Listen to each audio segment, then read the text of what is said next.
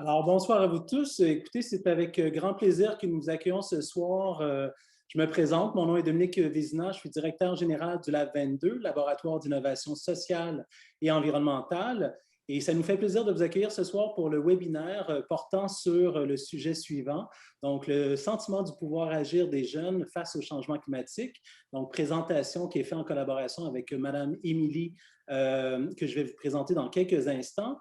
Peut-être vous rappeler le contexte de ce soir. Donc, ce soir, nous sommes en fait en ce 22 février 2021. C'est le deuxième anniversaire de la date à laquelle nous avons lancé le Pacte de l'école québécoise et aussi le moment où nous avions propulsé l'événement La planète s'invite à l'école.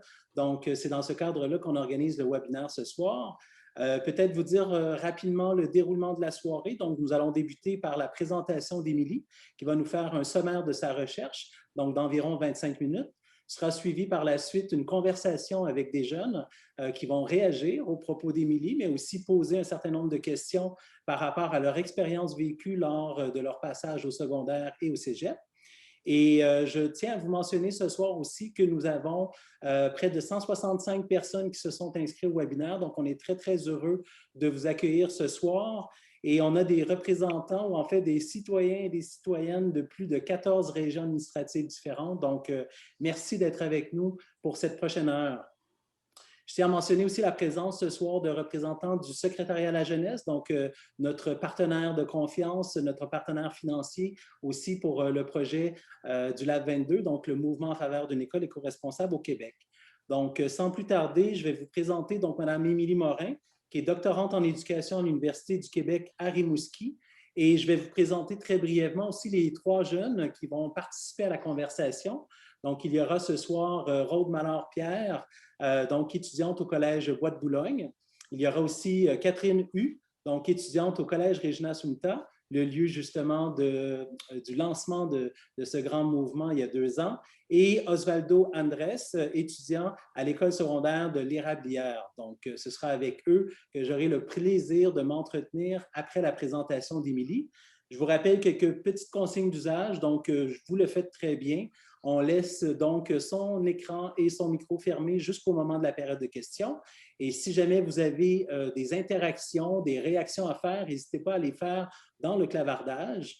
Et on aura des membres de l'équipe, donc Julia qui est avec nous ce soir, donc notre chargée de projet en communication, et Laura, chargée de projet en événement, qui va pouvoir réagir à vos questions et vous relancer les liens nécessaires au moment venu.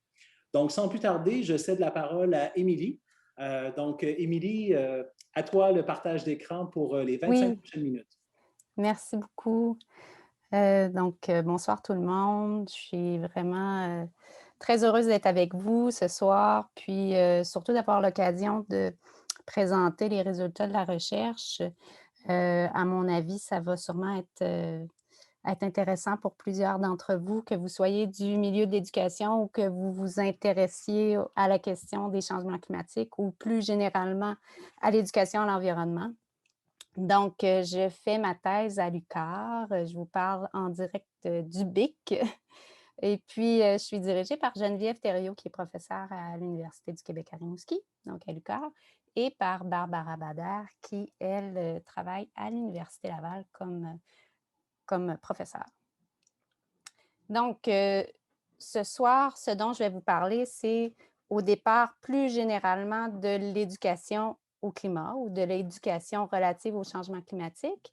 Puis par la suite, je vais vous faire part des principaux résultats qui ressortent de la recherche. Donc, on reconnaît de plus en plus, heureusement en fait, que ce soit dans la communauté scientifique, mais aussi sur le terrain, l'importance de tenir compte de l'éducation quand on veut faire face au changement climatique. Cette éducation au climat fait toutefois face à de nombreux défis. Un premier de ces défis, ce serait la grande complexité des aspects qui sont scientifiques, mais aussi sociaux, qui entourent la question des changements climatiques. Un deuxième, ça pourrait être l'inertie du système climatique, en fait, qui nous empêche d'observer les effets directs des actions, que ce soit des actions individuelles ou collectives qu'on pose, Et donc, le fait qu'on demande actuellement aux jeunes et aux autres générations de poser des gestes sans attendre des effets concrets et rapides. Un troisième et un quatrième défi qui sont aussi intimement liés, en fait, concernent les images que se font les jeunes de leur avenir, donc leurs espoirs, leurs sentiments face à un avenir incertain, mais aussi les causes des changements climatiques qui sont directement ancrés dans nos styles de vie actuels. En fait, l'expérience des jeunes d'aujourd'hui, ça pourrait être défini comme le fait qu'il y a des générations plus âgées, même si elles ont accès à un haut niveau de savoir, qui ne semblent pas faire des choix qui leur assurent un futur qui soit agréable et sécuritaire, ce qui peut contribuer au fatalisme, puis aussi à l'anxiété des jeunes. Bref, les défis de l'éducation au climat nous apparaissent comme étant énormes. Puis, en dépit de la place qu'on accorde à la problématique des changements climatiques dans les programmes, que ce soit au Québec, mais aussi ailleurs dans le monde, il est généralement reconnu au sein de la communauté de chercheurs et de chercheuses en éducation à l'environnement que l'école, malheureusement, actuellement, elle n'atteint pas les objectifs qu'elle se fixe pour faire face à ces défis. Donc, face à ce constat, face à ce constat, il y a un nombre grandissant de chercheurs, mais aussi de chercheuses qui vont soutenir l'intérêt du développement du pouvoir agir face au changement climatique. Ce que ça peut vouloir dire, en fait, c'est que ce n'est pas toutes les formes d'éducation au changement climatique qui se valent. Il pourrait y avoir des formes d'éducation au climat qu'on pourrait faire dans les écoles qui seraient probablement beaucoup plus efficaces ou du moins qui pourraient davantage être bénéfiques pour les jeunes. Donc, dans la recherche qui se mène actuellement en éducation au climat, mais aussi dans les résultats qui ressortent de la thèse, il nous semble préférable qu'à l'école, on passe d'une éducation qu'on va dire plus transmissive, qui serait basée sur des faits qu'on peut dire prédéterminés, fixes ou même des faits qui sont trop souvent fatalistes, à une éducation qu'on va dire beaucoup plus transformatrice et sociocritique, où là, on accorderait, entre autres, davantage d'importance aux dimensions affectives, par exemple. On pourrait aussi accorder davantage d'importance au savoir citoyen, à l'interdisciplinarité, ou encore à une construction des savoirs avec les jeunes dans les classes en fonction des besoins de la communauté qui va entourer l'école. Il apparaît aussi préférable qu'on passe d'une visée sociale, qu'on va dire, de changement de comportement, où là, les bons comportements sont déterminés par les adultes, par exemple, où on est davantage dans un modèle un petit peu plus autoritaire parce qu'on a des adultes qui décident à la place des jeunes de ce qui devrait être fait. Puis on est dans une visée où on peut quasiment dire que c'est de l'entraînement finalement à des gestes éco-environnementaux ou éco-responsables. On va passer à une visée qu'on va dire plus participative, qui, elle, serait davantage orientée vers l'action citoyenne, où les jeunes seraient davantage considérés comme des interlocuteurs et des interlocutrices crédibles, puis qui peuvent eux-mêmes décider de ce qui leur semble valable de faire. Donc, trop souvent, l'éducation à l'environnement qui se réalise actuellement dans les classes produit l'effet inverse de ce qui est attendu. C'est-à-dire qu'elle va contribuer à une diminution du sentiment de pouvoir agir des jeunes ou même à des formes de dépression écologique. De là, la naissance dans la communauté de chercheurs et de chercheuses d'une plus grande préoccupation pour les dimensions affectives en éducation au climat. Et c'est dans ce contexte-là que moi, j'ai décidé de m'intéresser plus particulièrement à ce que j'ai appelé le sentiment de pouvoir agir. En anglais, on pourrait parler aussi de sense of empowerment. Donc, les objectifs de ma recherche, c'était d'abord de définir les dimensions de ce sentiment de pouvoir agir en m'appuyant sur les propos de jeunes. Donc, vous allez voir tout à l'heure, je suis allée rencontrer des jeunes dans les écoles au Québec. Ce que ça peut vouloir dire ici, c'est que, dans le fond, je me posais la question, qu'est-ce qui fait qu'un jeune ou une jeune sent qu'il peut changer les choses, il sent qu'il est capable de changer les choses. De quoi ça peut dépendre? Puis, à partir de ces dimensions-là, je voulais dégager des conditions favorables au développement de ce savoir-là, de ce sentiment-là, pardon, à l'école secondaire. Donc, qu'est-ce qu'on pourrait faire dans les écoles secondaires pour faire en sorte que les jeunes sentent qu'ils ont un pouvoir d'agir face au changement climatique? Donc, au niveau de la méthodologie, très brièvement, là, ce que j'ai fait, c'est que je suis allée rencontrer 29 jeunes dans 5 écoles différentes au Québec.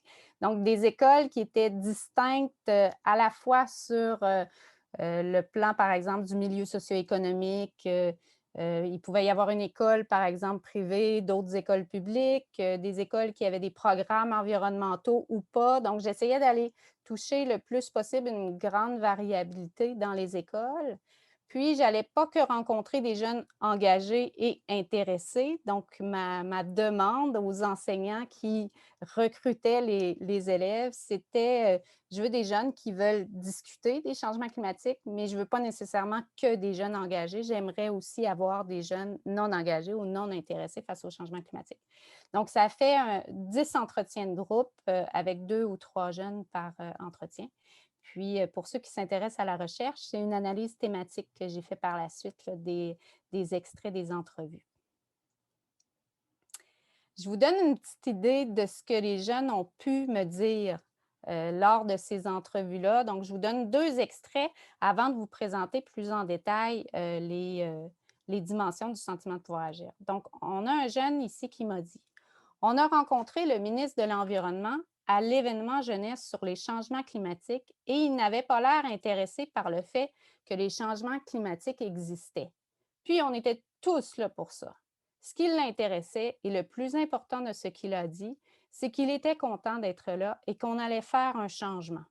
Mais ce qu'il ne comprend pas, c'est que c'est lui qui devrait développer les idées. Puis, comme cela, créer un espoir. Parce que c'est lui le ministre. Ça ne me fait pas sentir capable d'agir. » Donc ici, c'est un exemple d'extrait qui me permet, moi, après, de distinguer quels sont dans ces éléments-là de discussion avec les autres jeunes des éléments qui pourraient être considérés comme des dimensions du sentiment de pouvoir agir. En voici un autre. Quand on te dit de faire ce que tu veux parce qu'on a confiance en toi, il n'y a pas plus grand pouvoir d'action que ça. Ça fait que tu es débrouillard, tu es autonome, tu es responsable de ce que tu fais.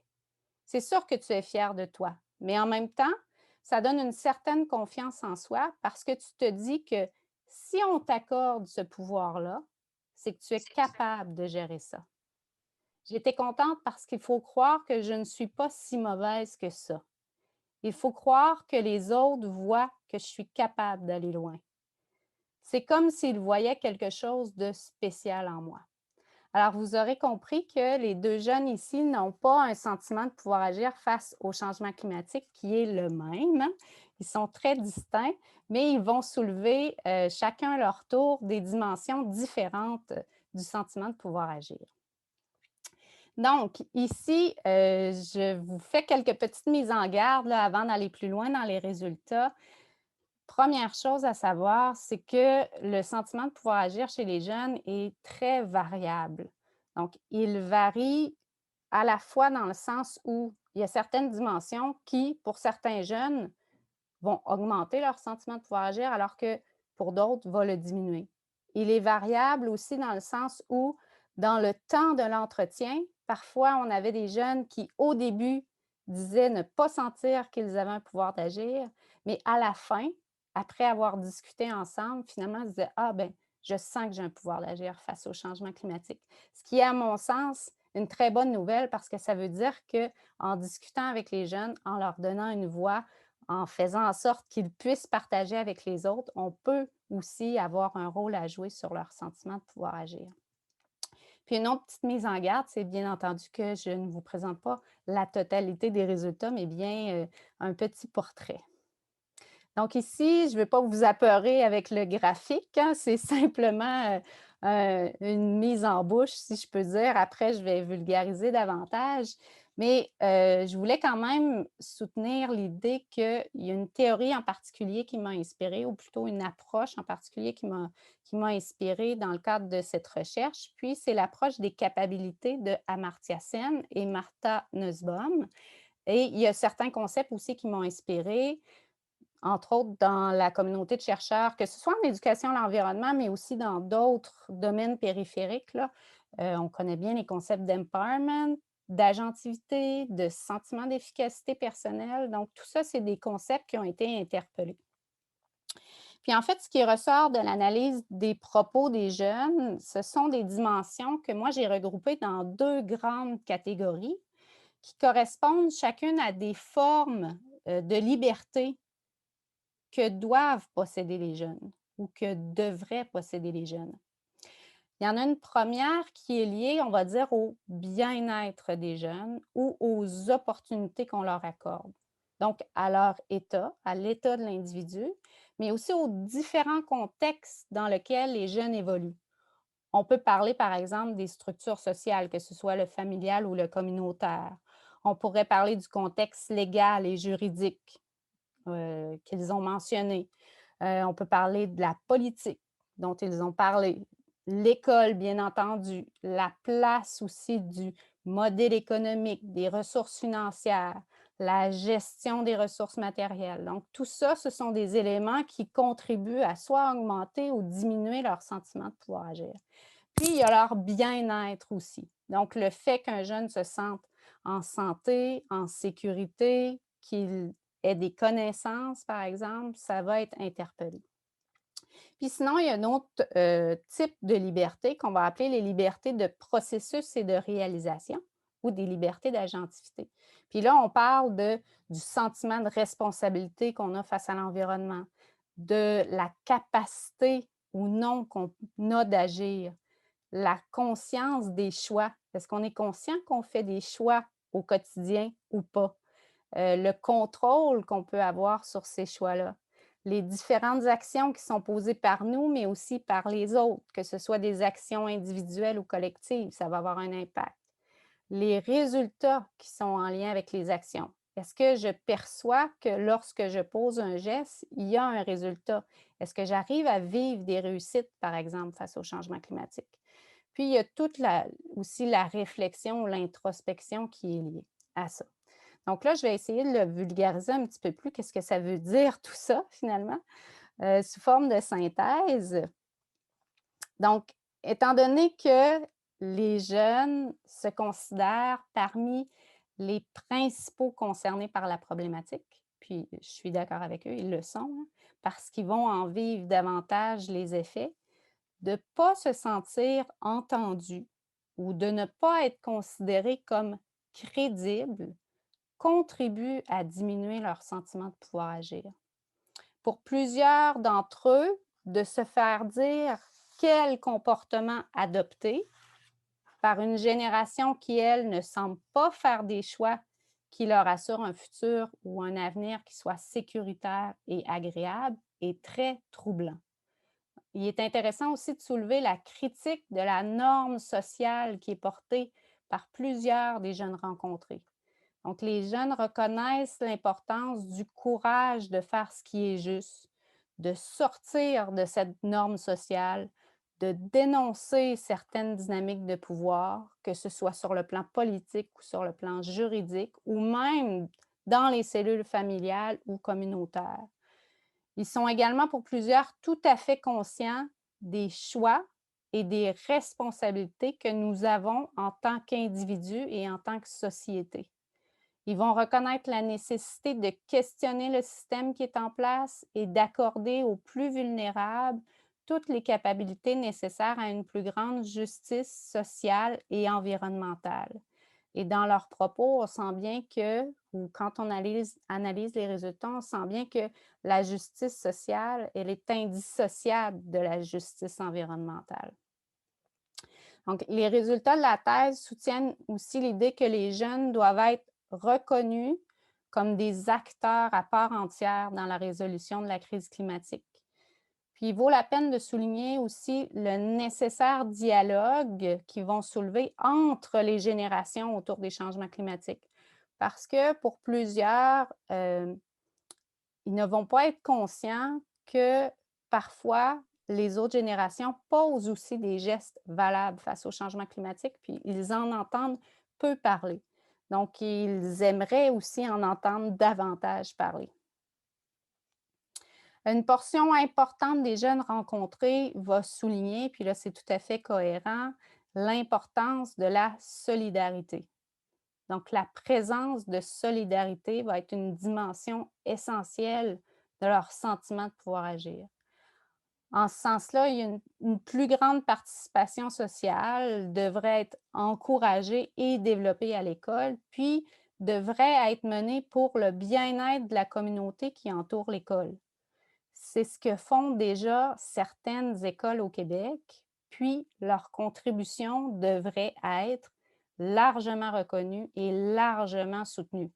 Ce que ça veut dire, c'est que ça mérite peut-être aussi une réflexion sur la quantité de savoirs qui sont présents dans certains programmes, l'importance ou la trop grande importance qu'on accorde aussi à l'évaluation à l'école. Donc, ce sont des éléments aussi qui sont soulevés par les jeunes. Il y a certains enseignants qui réussissent des véritables tours de force, puis qui arrivent à développer chez les élèves un fort sentiment de pouvoir agir, même malgré tous les défis que ça comporte. Puis ces enseignants-là mériteraient aussi beaucoup de support, beaucoup de soutien. Donc, je crois qu'il faut garder en tête que pour faire face au changement climatique, on a besoin de l'éducation, mais le monde de l'éducation, pour y arriver, lui, a besoin à son tour de ressources, de liberté et de reconnaissance. Donc, les enseignants, les directions d'école ont besoin aussi de notre confiance, de liberté et de reconnaissance. Puis, ils ont besoin de temps, par exemple, pour se former. Donc, il y a plusieurs élèves qui reconnaissent le fait que les enseignants ne sont peut-être pas suffisamment formés pour faire une éducation au changement climatique qui soit véritablement significative dans les écoles. Je poursuis. Ici, c'est ce que les élèves m'ont dit explicitement qu'ils avaient besoin, soit pour augmenter leur sentiment de pouvoir agir, ou sinon des éléments qui disent ça, c'est clair, ça diminue mon sentiment de pouvoir agir. Donc, ce qui précédait, c'était davantage suite à une interprétation. Là, ils me l'ont dit vraiment textuellement. Donc, on peut lire entre autres que le fait de sentir qu'on aide les autres, qu'on fait partie d'un groupe ou qu'on change quelque chose, ça augmente notre sentiment de pouvoir agir. Même chose lorsqu'on se sent important, libre, égal aux autres. Le fait d'être entendu, d'être fier, d'être soutenu. Le fait, par exemple, qu'on ait besoin, pour sentir qu'on peut agir, on a aussi besoin de possibilités qui sont offertes. On a besoin que les autres nous fassent confiance, mais nous aussi faire confiance aux autres. Il y en a plusieurs qui m'ont dit, on a besoin d'un cours en environnement, puis un cours qui ne va pas juste nous parler des problèmes environnementaux, mais un cours qui va nous dire quelles sont les solutions ou quelles sont des solutions, puis qu'on va poser des actions pour le bien-être de notre communauté dans le cadre de ces cours-là. Ils vont nous dire aussi qu'ils ont besoin d'un mouvement social. Donc, il y a des jeunes qui sont prêts à être des leaders, mais il y en a d'autres qui disent, moi, s'il n'y a pas de leader dans mon école, je ne serai pas capable, je ne me sens pas capable d'agir. Mais s'il y en a un, je vais le suivre, par exemple. Ils ont besoin aussi d'un but commun. Ils ont besoin d'espoir. Il y en a plusieurs qui vont me parler d'empathie. Puis le fait de pouvoir vivre des réussites. Puis c'est une grande difficulté face au changement climatique, le fait de vivre des réussites, mais j'ai rencontré des jeunes qui vivent des réussites vraiment sur le plan plus local, communautaire, et ça contribue à leur sentiment de pouvoir agir face au changement climatique. Ensuite de ça, ben, ce qui diminue, de sentir la peur, de sentir l'impuissance et de sentir l'urgence. Et ça peut nous faire réfléchir à la façon dont on entend parler des changements climatiques, que ce soit dans les médias ou à l'école. Donc, il faut être conscient, malgré le fait on la sent l'urgence, OK? Il faut être conscient que ça peut avoir un impact sur certains élèves dans les classes lorsqu'on véhicule uniquement cette idée-là d'urgence. Le manque d'influence aussi sur les autres, le manque de moyens, le manque de ressources. Donc, j'ai des jeunes qui m'ont dit, quand on va avoir la légitimité de le faire face au changement climatique, quand on va avoir la crédibilité, quand on va avoir les moyens, parce que maintenant on est jeune, il va être trop tard. Donc, ils demandent à avoir cette crédibilité-là, cette reconnaissance-là et des moyens plus tôt. Et le type de moyens qu'ils demandent, entre autres, c'est le droit de vote plus tôt. Il y a une chercheuse qui s'appelle Browning Hayward qui parle de politique et qui dit on apprend à faire de la politique en faisant de la politique. Donc, oui, il y a le droit de vote qui est important, mais que les jeunes puissent participer sur le plan politique aussi aux prises de décisions qui les concernent au sein des écoles, ça semble aussi fondamental pour eux. L'absence de choix, l'absence de possibilité de décision, l'absence de bien-être. Donc, j'ai une jeune, par exemple, que j'ai rencontrée qui soulignait qu'elle faisait une dépression depuis quelque temps. Bien, pour elle, les changements climatiques, elle ne se sentait pas du tout en mesure de pouvoir y faire face, comme elle ne se sentait pas en mesure de faire face à aucune autre problématique dans sa vie. Ce qui fait qu'on doit pouvoir adresser cette problématique-là aussi d'abord. On doit faire en sorte que cette jeune-là soit bien avant de lui demander de faire face au changement climatique. Le fait de se sentir seul aussi, le fait de se sentir soumis à une autorité, ce sont des éléments qui sont soumis aussi comme ayant un impact négatif. Pour terminer, je vais vous souligner quelques conditions favorables au développement du sentiment de pouvoir agir dans les écoles. Juste une diapo supplémentaire, puis sinon, on pourra y revenir aussi dans la période de discussion, là, mais si, par exemple, on y allait vers la liberté de bien-être des jeunes, ça pourrait prendre la forme, puis je dis ça pourrait parce que c'est pas, ça n'a pas été encore hem, mise en ça n'a pas été encore critiqué, si je peux dire, dans le cadre de la thèse. Je vous le présente ce soir, mais ça sera à réfléchir.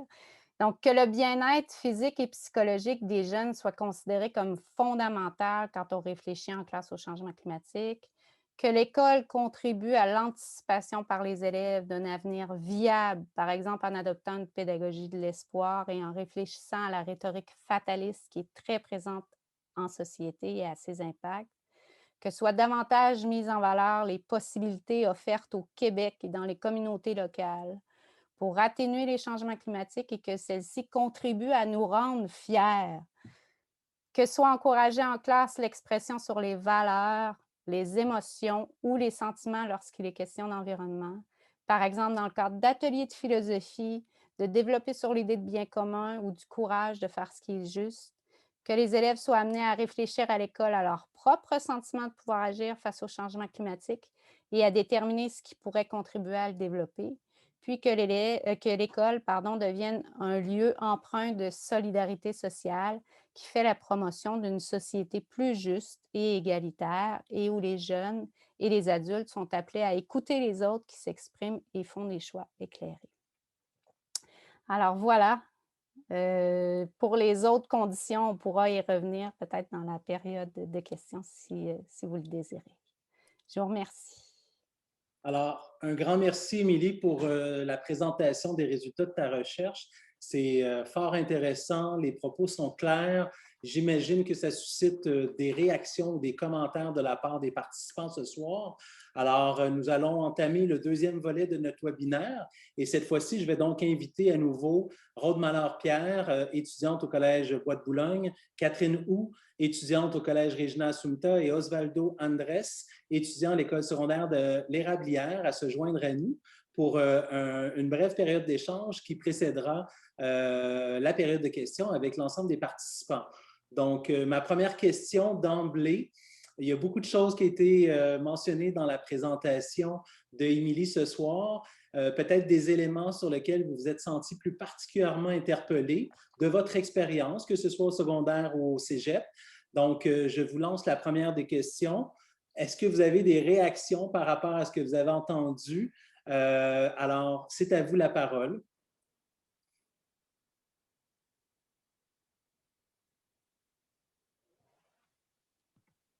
Moi, je vais y aller. Alors, à Oui, toi la parole, Catherine. C'est pas Catherine qui je pense que c'est parlait, pas c'est Catherine. Rose. Pardon, c'est ça l'effet de plusieurs écrans. Vas-y, Raude. Oui, c'est ça. Donc, en fait, j'ai trouvé que c'était premièrement un très, très beau travail. Puis, j'ai pas l'impression qu'on met souvent de l'avant les recherches qui sont faites par rapport à tout ce qui porte au changement climatique et notre réaction et comment on se sent par rapport à ça. Et que j'ai trouvé ça super intéressant de voir à quel point il y avait de la matière à trouver dedans, puis qu'il y avait plusieurs informations à aller chercher qui peuvent être utiles pour trouver des solutions face à ça. Ben, merci. Mais en fait, le merci, je dois vraiment l'adresser aux jeunes que j'ai rencontrés parce que sans eux, il y aurait pas tout ce contenu-là, hein. C'est vraiment à vous que je le dois. Puis, je dois dire que moi-même, je ne m'attendais jamais à avoir autant de contenu dans les rencontres. Les jeunes se sont ouverts à moi de manière vraiment spontanée, puis ça m'a un peu déstabilisée. Mais en revoyant tout ça, je me rends compte à quel point, je pense que ça faisait beaucoup de sens pour eux de parler de ça, puis c'était rassurant de savoir que nous, les adultes, on s'intéresse aussi à ces questions-là, puis on veut changer les choses comme eux. Est-ce que Merci beaucoup. Osvaldo, Catherine, vous avez une réaction rapide avant que Eh j'enchaîne avec votre bien, question? Oui, eh Osvaldo? bien, moi, c'est un peu le même commentaire que Rose. Disons, je trouve que c'est intéressant voir qu'il y a une étude faite sur c'était quoi, en fait, notre opinion à nous sur sur comment faire les démarches et tout ça pour encourager les élèves ou les jeunes, disons, à s'engager ou à avoir ce sentiment de faire face Mmh. à cette crise. Donc, je l'ai vraiment aimé. Merci. Merci. Merci, Heu Osvaldo. Oui, Émilie? Ouais, est-ce que ça faisait du sens pour vous? Est-ce que c'est des éléments auxquels vous réfléchissez dans votre quotidien? Est-ce que ça faisait écho à votre façon de vous sentir aussi face aux problématiques? Catherine, est-ce que tu veux y Oui. répondre? Oui, voilà. Est-ce que vous m'entendez bien? Oui, Très bien. très bien. OK. Ben oui, je trouvais que c'était vraiment intéressant parce que, quand j'ai vu le titre du webinaire, c'est la première fois que je voyais le pouvoir agir, le terme pouvoir agir et je trouvais ça très intéressant et ça reflète vraiment une belle réalité une réalité qu'on a en ce Mmh. moment et une affaire que vous avez dit que je trouvais vraiment, à mentionner, c'était qu'on manque de reconnaissance et justement cette étude-là pourrait être comme très intéressant à publier sur, les réseaux sociaux et que ça peut être connu comme ça le monde peut savoir c'est quoi. Les reconnaissances, du pacte de l'école québécoise. C'est ça que vous avez dit et même, la reconnaissance auprès comme du monde politique. Oui, On manque de reconnaissance, tout à c'est ce que fait. vous avez à dire. Tout à fait. Puis je pense que les jeunes manquent de reconnaissance. Il y a certains élèves que j'ai rencontrés qui disent: «J'ai un temps limité dans ma semaine, puis je veux faire du sport, je veux bien réussir à l'école, mais en même temps, je veux m'impliquer parce que ça me tient à cœur. Mais lorsque je le fais, heu, l'école est même pas au courant que je le fais. Puis j'aimerais ça, pas avoir une immense reconnaissance, mais juste avoir une tape dans le dos». Alors que d'autres jeunes dans d'autres écoles, ça devient central, puis ils se sentent complètement appuyés parce que ce sont des actions qui sont menées à la fois par les enseignants, par les groupes d'élèves, mais aussi par les directions d'école. Puis je trouve ça dommage que ces directions d'école-là et ces enseignants-là, on n'en entende pas suffisamment parler. On commence à en entendre parler. Il y a des médias maintenant qui s'intéressent à ça. Puis là, je vous invite à partager dans le chat là, si vous en avez. Mais il y a des médias qui s'intéressent de plus en plus justement aux actions face au changement climatique qui sont menées par les jeunes. Donc, je trouve que c'est intéressant ce que tu soulèves, l'idée de la reconnaissance, effectivement, que je m'y attendais pas tant que ça, mais elle est très présente. Tout à fait. Écoutez, je vais y aller d'une autre question avant on pourrait poursuivre cet échange-là très longtemps, mais j'aimerais savoir qu'est-ce qui a été l'élément qui vous a poussé à agir, parce que je sais, pour vous connaître tous les trois, que vous êtes des jeunes qui avaient été impliqués ou qui l'êtes encore. J'aimerais savoir, c'est quoi l'élément déclencheur qui a fait en sorte que vous êtes passé à l'action, donc que votre pouvoir agir s'est mobilisé à l'école ou autour de l'école. Je te lance la parole à toi, Rhodes. C'est une bonne question. Je dirais que j'ai vraiment senti que je devais faire quelque chose quand j'ai commencé à voir euh, des images et des vidéos de ce qui se passait en Arctique. Puis ça m'a tellement touchée. Puis particulièrement une vidéo que j'avais vue qui peut sembler anodine lorsqu'on la regarde sans savoir le contexte derrière, mais je me rappelle que c'était une histoire d'un petit ours, de bébé ours polaire qui arrivait plus à rejoindre sa maman sur la banquise. Puis ça m'avait tellement touchée que j'ai senti que quand j'ai réalisé que c'était un petit peu de notre faute, un petit peu beaucoup de notre faute, euh, j'ai vraiment senti que je devais prendre part à ça. Donc, c'est souvent des éléments marquants, en effet, qui viennent toucher. Puis une fois qu'on est touché, en effet, ça nous mobilise parce qu'on se sent préoccupé. Osvaldo, de ton côté, ça a été quoi qui t'a poussé à agir de ton côté? Eh bien, de mon côté, je dirais plus que j'étais déjà engagé depuis que j'étais petit. Je vais dire comme ça, disons. Mes parents disaient que j'étais comme un petit Bob Builder qui avait toujours un projet dans la tête. Donc, m'engager comme ça, comme quand on dit qu'il faut s'engager auprès de quelque chose, c'était pas tellement quelque chose que moi j'utilisais, c'était plus comme en quoi je puis-je que en risque. Mais aussi, l'autre partie que je dirais qui m'a aidé, parce qu'avant, je m'engageais auprès, eh bien, pour aider ma mère au travail ou sinon pour aider parce que dans un moment, elle était en train de travailler aussi dans un centre pour des personnes âgées. Et je voulais aider à ma mère pour voir comment je pouvais faire pour augmenter la motivation et tout ça de ces gens-là. Mais sinon, aussi parce qu'eux, ils travaillent dans le moyen de l'environnement. Donc, c'est aussi une autre partie qui m'a aidé à m'engager plus dans cet aspect-là. Parfait. Merci, Osvaldo. Et toi, Catherine, quel a été le déclencheur? Moi, je dirais que c'était pas vraiment comme un moment donné, c'était vraiment une accumulation de toutes les informations, de savoir c'est quoi le changement climatique, qu'est-ce qu'on peut faire, qu'est-ce qu'on peut pas faire. Et, en secondaire 3, quand M. Vézina, vous êtes venu à Regina et vous avez parti comme un comité, et ça nous a éduqués encore plus sur les changements climatiques. Et je pense que c'est là où j'ai senti que il y a quelqu'un qui nous supporte, il y a quelqu'un qui peut nous aider à avancer. Et de là, j'ai continué à prendre la confiance et en secondaire 5, je suis encore là. Excellent. Alors, merci pour ces mots lumineux. Merci encore, Émilie, à Rimouski. Merci à tous celles et ceux qui étaient en région aujourd'hui. On était très heureux de vous avoir avec nous. Puis au plaisir de vous retrouver dans un prochain webinaire. Je vous souhaite une bonne fin de soirée et à très bientôt. Merci.